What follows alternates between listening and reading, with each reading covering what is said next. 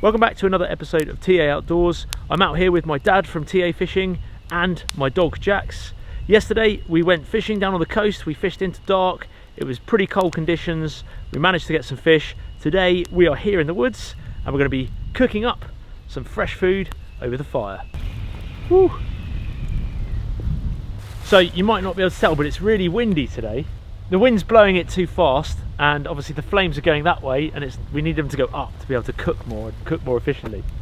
So what I've done is I've got the wheelbarrow and I've just taken down that fire reflector that I built in the previous episode. We're just going to plonk that, build it right in front of the fire pit here, and that way it should stop the wind and we can actually cook and not burn through his wood as quickly, because it's eating through the wood, isn't it? Yeah, it's like the old stove in the pallet cabin. Yeah, so I reckon about here. Yep, you know.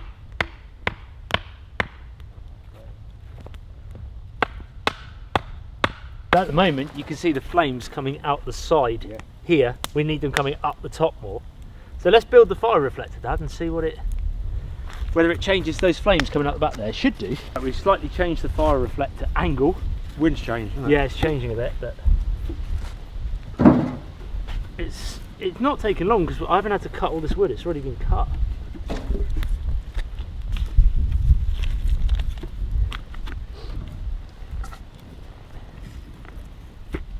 There we go. Flames are going up. Fire burns less aggressively. We don't use as much wood, but it also means it gets hotter at the top rather than hotter out here. Should we load it up, Dad? Yeah, I think so, yeah, give it a bit more. And then It's just heat up. I'd split it, wouldn't you? no, I wouldn't split that. No, I'd let that burn big. Look at it.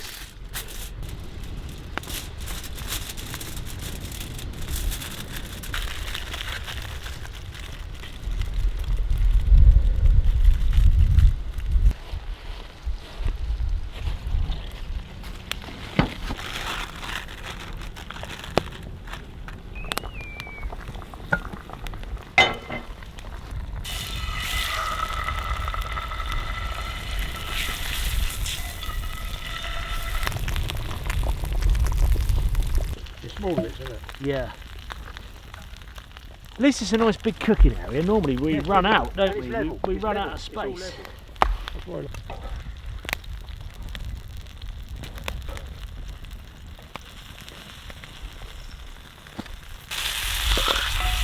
Oh, that looks good. Yeah, there's a whole fish. That's nice.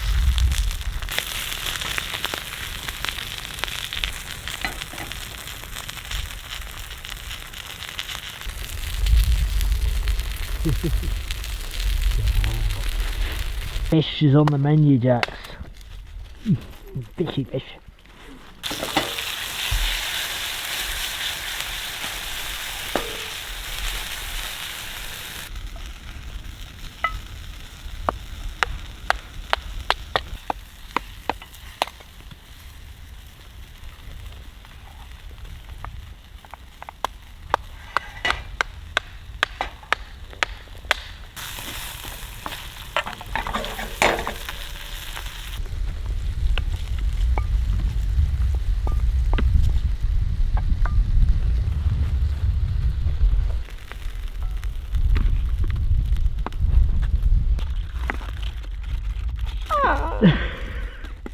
It's absolutely cooked. Look, it's falling off the bow.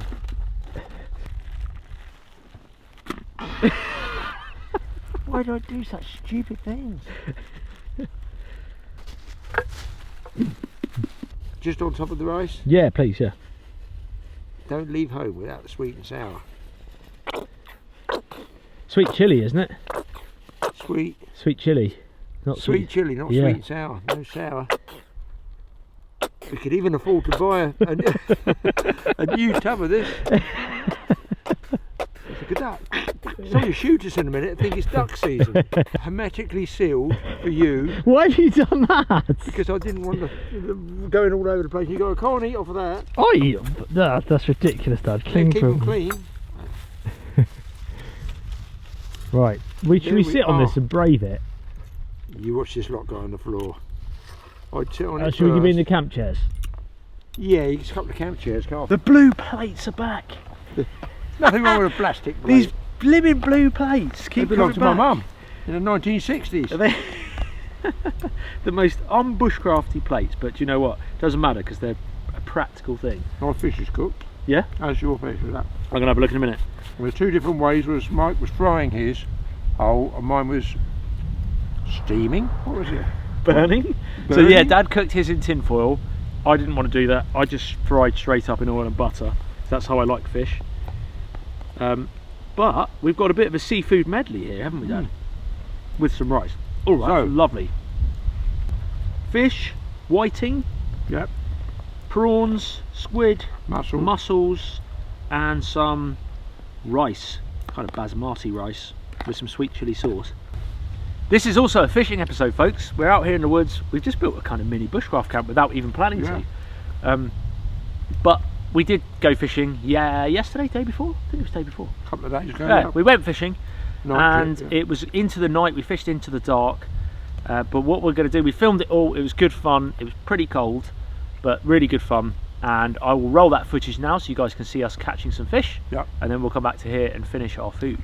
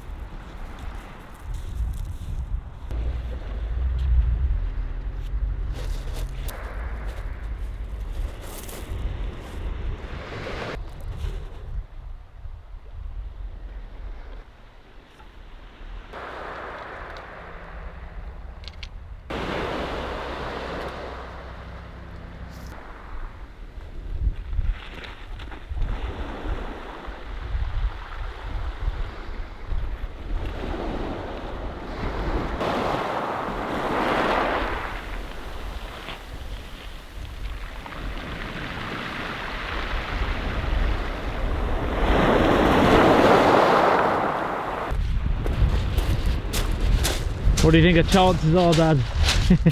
There's a saying that says you can go from 0 to hero. You give it time that sun goes below the horizon, it gets dark. Hopefully one of us is going to be a hero.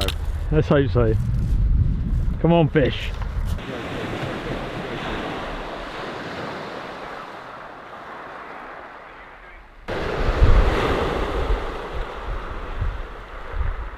Moon in the background there, right? Oh, really? That's cool.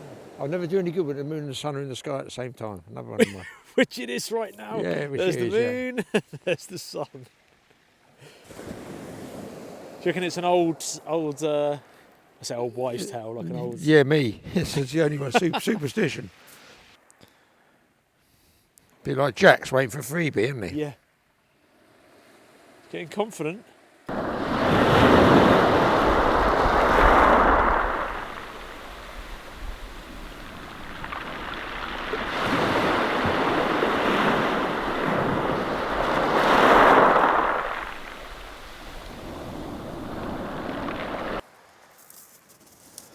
For those across the pond, Dad, who might not know what type of fishing we are doing, just explain, this is a UK beach on the south coast. It's the hard Isle of fishing. Wight. What are we doing? Opposite the Isle of Wight, just down east of the Solent, a place called Hayling Island.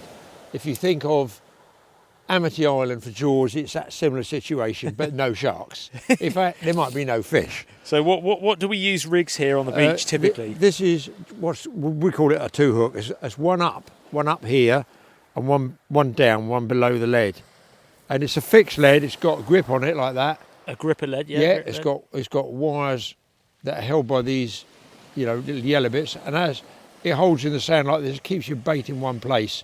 But when you go to wind in, they trip like that. They just pop out, so they're easier to pull in. Then when you want to cast out again, you just reset them. They're fairly common here in the UK because we get big tides in a lot of places, so you tend to use them. So the tide doesn't wash your bait out of the area that you hope the fish are in. Bait-wise, we got some squid. Everybody's familiar with some squid. They're just squid in a packet there. Mostly just to back up as a bit of strip bait. If I was going for really big fish, we'd be using a whole squid. But we're going for anything. If you're in a survival situation, you probably eat the bait. So we're going to be using these. What are these? These are ragworm, they're quite big ragworms. Now, the reason I'm continually moving them is because they bite you. So they got, if I can get one that shows you, I probably won't get one out now. They have... These are no ordinary worm. No, they have a big pincher that comes out of here. Pair of pinchers. They won't come out. They will if I put my hand there. There they are. Here. I can see them. I probably won't get them out. I can feel them in there. But that's what they do. They're sort of hunting worm, if you like. They're big. This is a big worm, look. Goes along the bottom seabed like a sort of millipede thing. And big species, bass, rays and that. They love these. But so that really is for what we're catching. We're looking at the small eating size fish.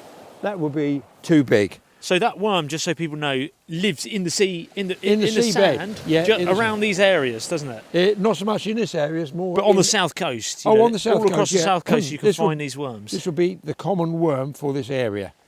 So straight down the mouth. And they're dug. Yeah, go straight through the head, pop it over the top. Now I'm going to slide about that much down, pop it off there, and then I'm going to tip that end with just a piece of squid. Because we do get crabs here, and the crabs go through these worms quite quickly. Again, just go through like this. Through the mouth. Well, that's snap, so that's halfway the up the body. Other half of the worm. They wriggle loads, though, don't they? Yeah, that's the idea of it. As it can attract them. It's getting dark. Most fish will come in the dark. So, again, because they're so big, I've got 3 baits out of 1 worm there. This one is much tougher than the squid. It looks like squid. There you can see, but that is a piece of cuttlefish, which is similar to the squid, so I'm just going to cut a tiny little strip of that. I've got 2 hooks, so 1 for each hook, very, very small. Just cut it off like this. Just there, you can see, and just enough to tip the bottom of the hook. Helps hold the worm on, and the cuttlefish is so tough, very few crabs will chew all that in the time we're fishing here. See, there's the worm.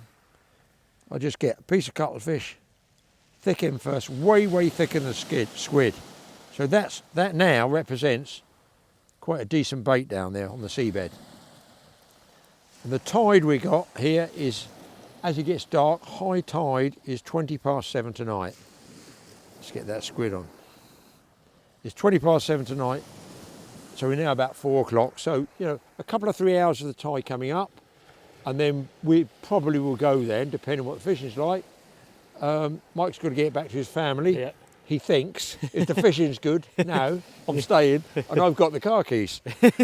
But it won't be, it's quite tough. It's scratching. It is scratching something out. It's flat calm, not the greatest time, but flood tide, when it gets dark, is always worth a shout, even under conditions like this, which look fabulous. But, if there's no food being stirred up by the waves, there's going to be no fish. Let's get this one out there.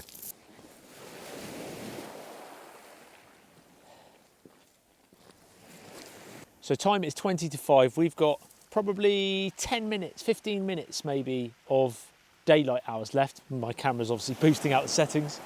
But we had a lovely sunset. It was really, really pretty. And there is no wind again. There's barely any winds. It's just a really flat sea, which is quite unusual for this area.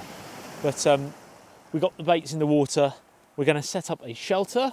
I'll show you there's a kind of a special type of beach shelter that we set up for beach fishing here in the UK. And then we've got stuff for a fire as well. Hopefully going to have a small fire just to keep warm. Temperature's going down to 3 degrees Celsius this evening. It keeps us warm, and if we catch anything, we'll cook it up, potentially on that fire. If we don't cook it up on the fire here, we'll cook it up on the fire in the woods.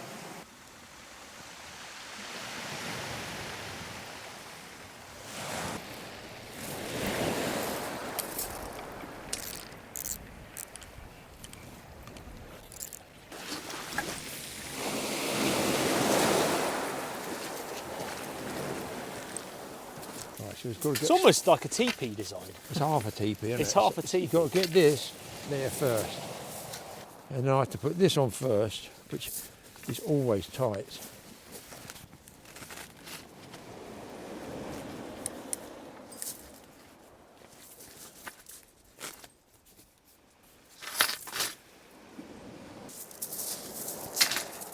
We see both rods. Push that down. You pull the skirt out. It's like a snow skirt on the tents, but it's just for stones Yeah. and sand. Oh, it really pins it down. And of course, when you pack up, it just falls off. Yeah. No pegs needed. No pegs. No. It comes with pegs, but Yeah.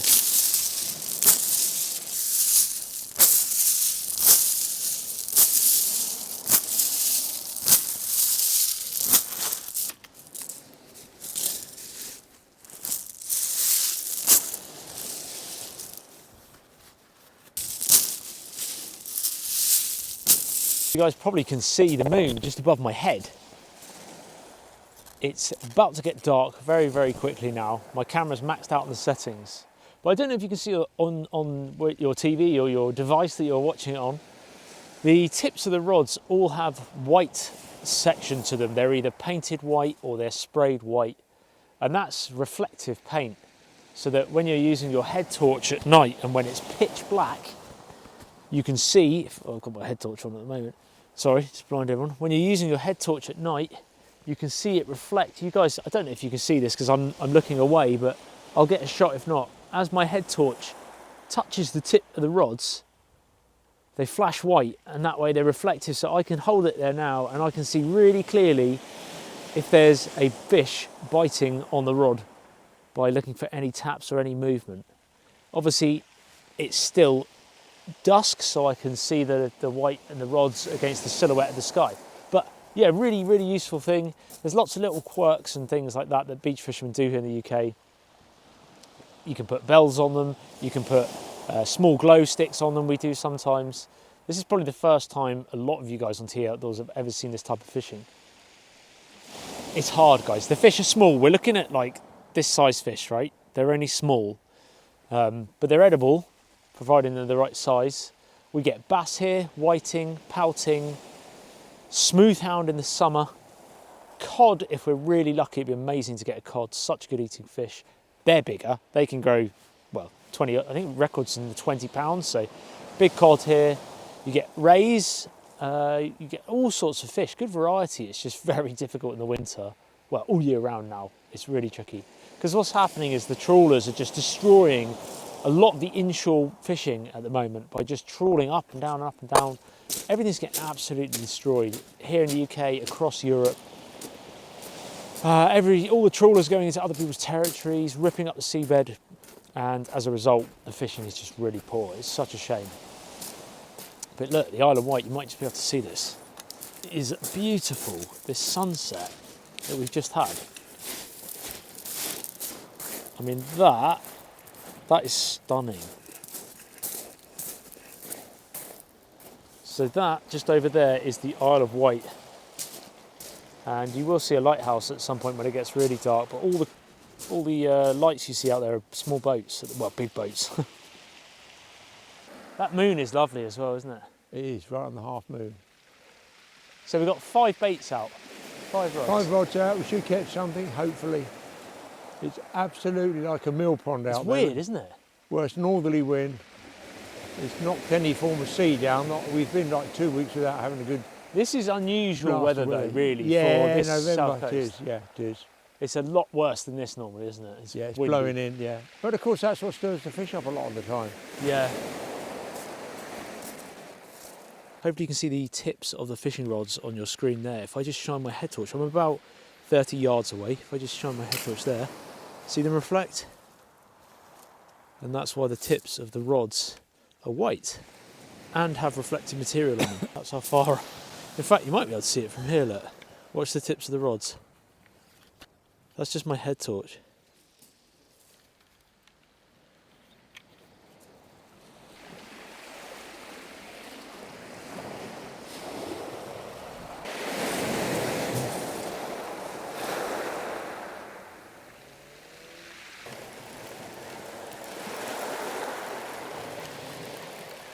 Crabs?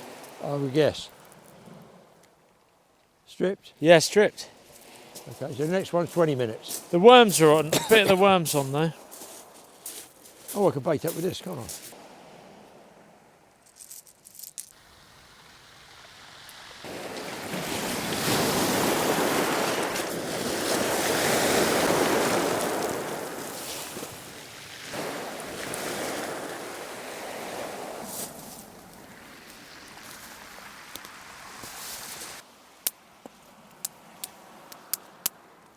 It's amazing how much warmer it is, not just with the fire, but being inside here. Do you think it's bouncing the heat back? Yeah. Oh, there's no wind, there's no air going through it.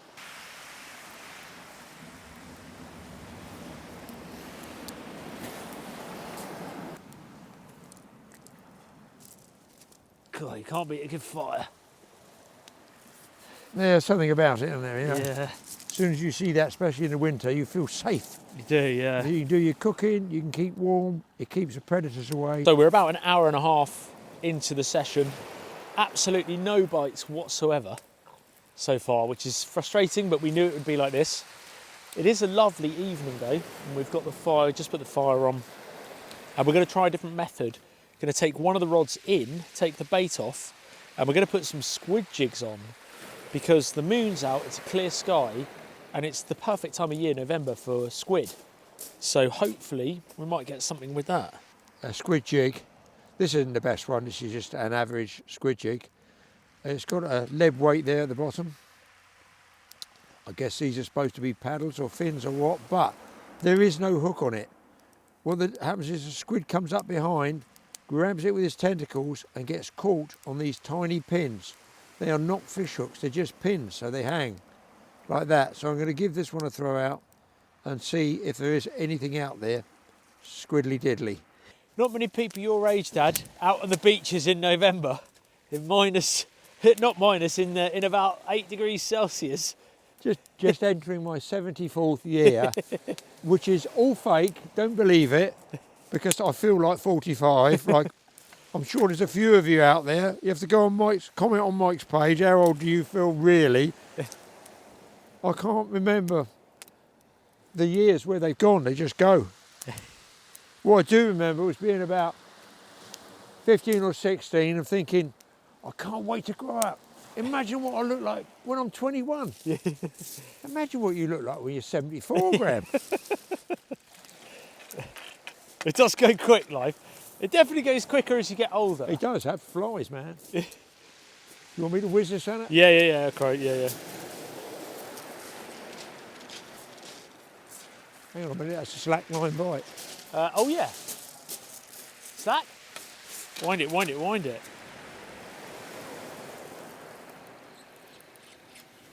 Why is that going slack? Hit it, if it is something. Or is a big wave just washed it up? It doesn't feel like there's a fish on there, but you never know, it's just slack line.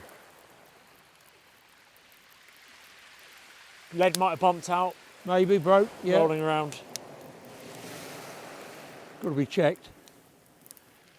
No, I'm not sure on this, mate, honestly. You reckon? You got a fish, bring it in! Oh, get it! Go. Straight to the fire! Straight to the fire! Can't wait to get to the fire! Yes, we didn't blank. We've saved the fire. That's a smooth out. Thank you, God. Well, whichever one's up there. Explain what this is, Dad. Right. This is a burnt kneecap. Yeah. I looked up, that's just like the instinct, you go, that's not right. That's Yeah, a you slack knew. line bite. So there you go, it's a smooth hound. So remember, it's like a shark, isn't it? A Really? species of sort of ground-dwelling shark, if you want to call it. They don't have teeth. They're an incredible fighting fish. And as you can see there, he's taken that ragworm. Let me get him off the hook. Now these, they do eat them, which is sort of unfortunate. Let me get the hook out. Yeah. Which is sort of unfortunate. Commercially, they kill them and eat them, and we would eat them, I suppose. But these are a really good game fish. Really good fish. Yeah. Look, I was in the boat yesterday, I won about 10 pounds. This is not 10 pounds, No. but that's boat fishing. This is beach fishing. And as I said earlier, if you watched all this film, Michael thinks he's going home tonight in about half an hour. Maybe not. We don't tend to eat, me and you don't tend to eat smooth hound, do we? No, this guy's going back. I mean, Yeah. for me and Mike, we came to a catch and cook. Yeah. But, you know, there's a limit. We're not going to put this guy back. Brilliant. That has saved the blank.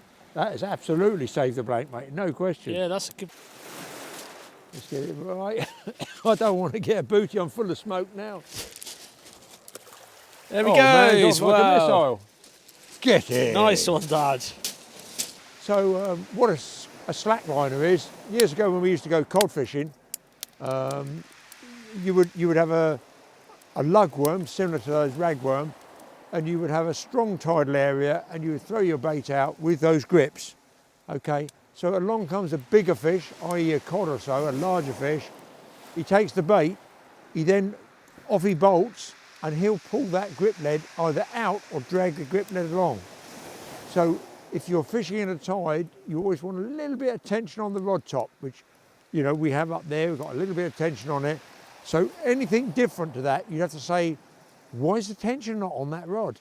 And that's, as I was talking to Mike, I said, well, that looks like a slack liner. What's that? It's different. So although I'm messing around here with bait, I'm always glancing up, are they the same? They're both like this. So they're both pulled over, and one suddenly like this, well, there's no tension on the line, is there? What's caused that to happen? Could be a load of weed, it could be the tides bumped it out. Chances are very, very often like that, it is a fish. So that took me back about 25, 30 years, that was a slack line bite. It's been a while since I've had some, but gratefully received. No, it feels heavier. Just feels heavier, good man. Nice and smooth because they're small hooks. Yes. Yes. Doggy or a smooth hand? Don't step Doggy. back. Oh man. A dogfish, another species. Woo-hoo-hoo. Most beach fishermen wouldn't be pleased with these, but given the type of fishing we've had lately, It's been tough out there, man. Yeah. It's been really tough. he's going to have And he's so close to the fire. What a good job we don't have a frying pan. Fish number 2. Another shark-looking fish. This is actually a dogfish. Most fishermen in the UK find these a bit of a pest because they're so common and they eat all your bait. Often when you want other species, these are the ones that come along. But when the fishing's really tough, personally, me and Dad actually don't mind catching them every now and then. Traditionally, years ago, the skin was used as sandpaper, wasn't it, Dad? Yeah. They're Victorian edible. Totally era, these edible. are edible.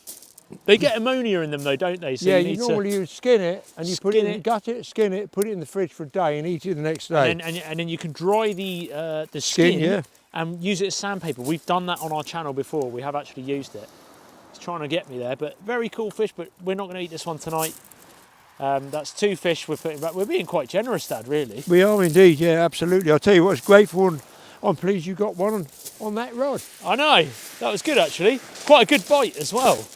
Right, in he goes. Hopefully another fish, folks. We were just starting to pack up. Tide's going down. There was a sharp bite too, wasn't it? Yeah.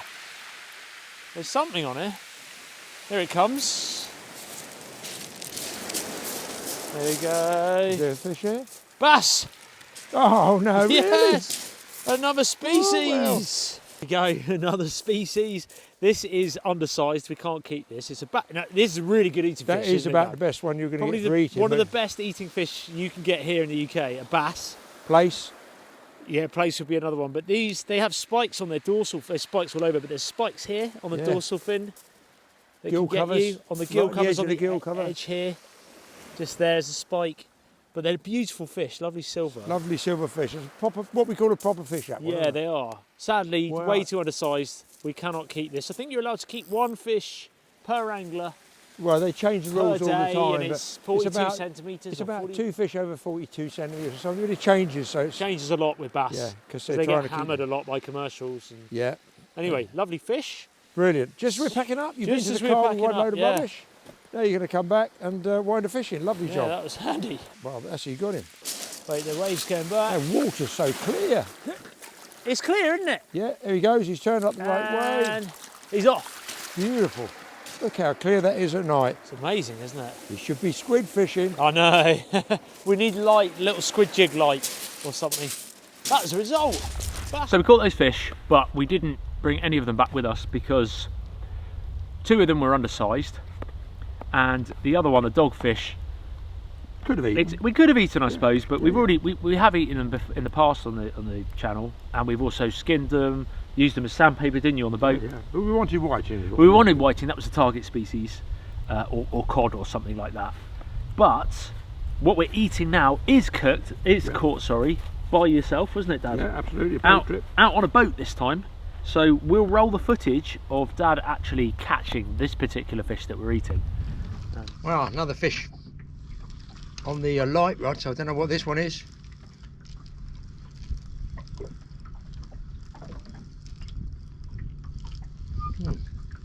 Big pouting. Oh, it's spinning. That means if it's spinning, oh, yeah, whiting. Oh, why can't I catch these beach fishing? Look at them. Do you know there's some nice whiting. I hope this is a portent of the beach fishing to come. And he's just hooked under the chin, which is very bad luck for him. And that's what's shredding my baits. But I am going to try that black light in case there is one of those rare things. I'm going to spell it C-O-D in case there's one of those down there.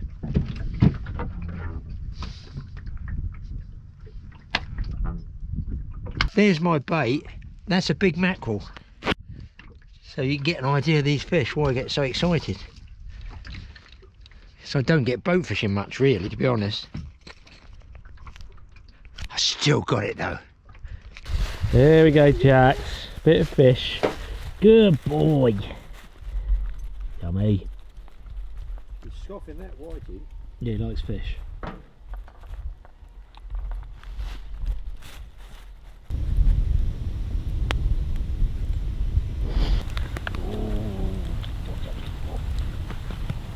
That trout's going to be scalding the hot here. It's a good space. It's nice to have a long bit of space for different cooking. Yeah. He just wants big logs put on there. Right, fish was lovely. That was really good. All good, yeah. Yeah, really enjoyed that. We've just put some more wood on the fire for a kettle. For if Dad wants a soup, I'd probably have a cup of tea or something. Jax has had some fish, haven't you? Yeah, he's happy. I like this though, Dad. Well, there's a big cooking area on it. There's a big cooking area, and it's flat.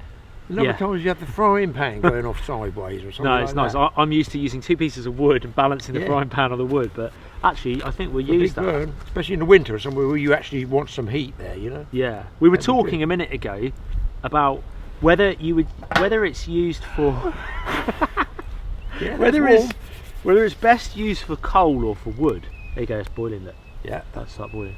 where's that piece of wood? I think it's a mixture of both, but we were saying it would have been better to put some bigger logs on. We kind of kept splitting smaller bits, didn't we? Yeah.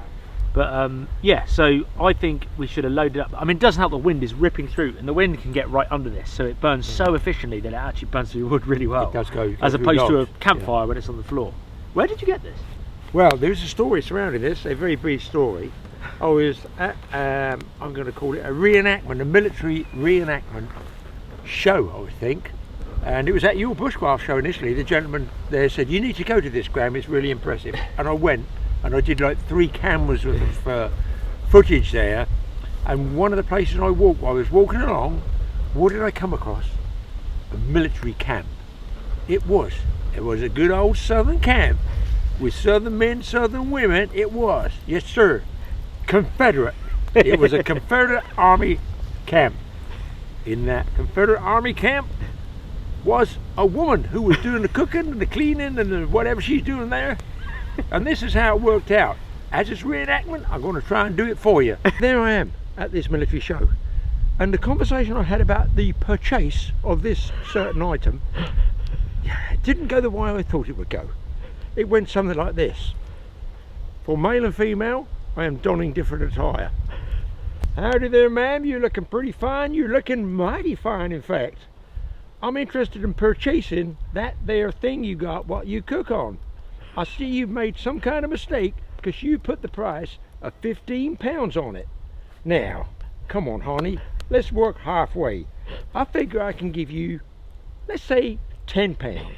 Don't have a wig, but I do have the wife's shower cap.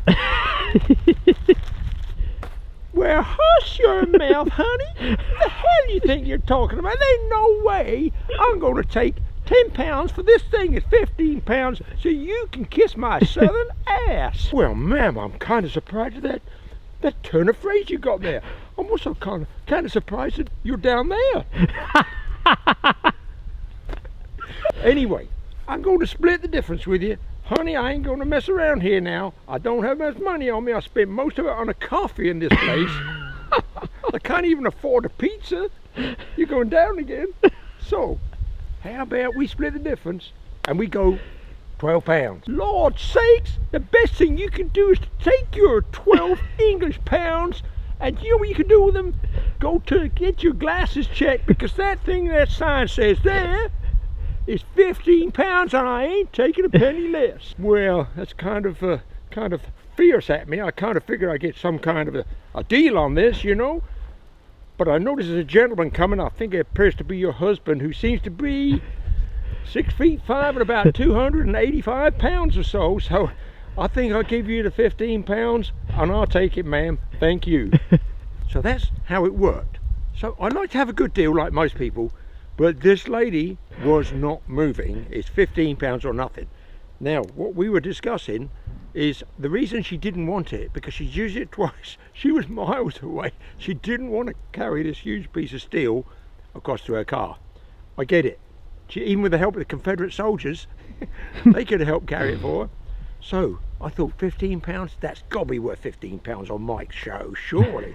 And it has been brilliant. Yeah, we like it. I think we're just trying to figure out how best to burn wood on this. I was saying to Dad, I think if we built huge fires on it and just got a good bed of ash on there, because I'm used to having fires on the floor, so I feel like it needs lots of ash underneath. But I also wonder if it could be used with coal.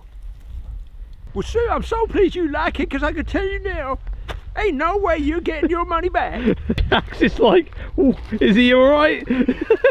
I think he's lost it. Section him quick. Two things here just of interest when I purchased it from the husband or wife. I'm not sure who I purchased it from, but the gentleman's using it, came up to me after and he said what he's done is he's put a log rack here to stop the logs rolling out.